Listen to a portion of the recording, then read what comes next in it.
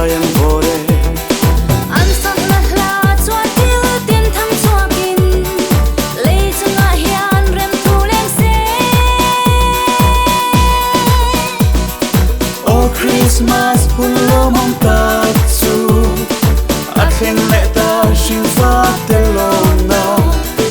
lim ma zain i lo mang u kan ta la thar lo pia la chu kol kila ta mi ting te lo Colin til beking in now sense Zspi and bu Beram puten beram an kan san ne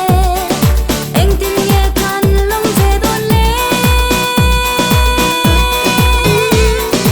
Oh Christmas hullo mong ta chu atheng le ta shin fa te lo na lim ma zain i lo mang u kan kan lal thar lo pia ma chu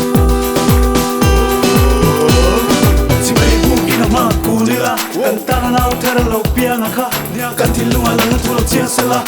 lungai te nem tu ani ma kha lim la pa pero pai lai ta na rui ka sa pero lo theng kan ha kha til lunga primo lam lo vero a bun chu thing to kin lo sai la ole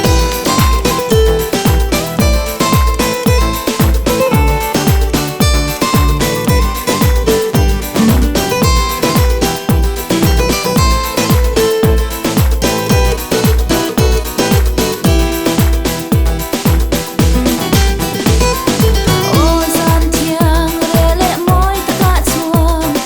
van le wal zai thiam ten zayan vore al phak na ha chuan til tin thang chuakin lei chunga hian ren thu leng se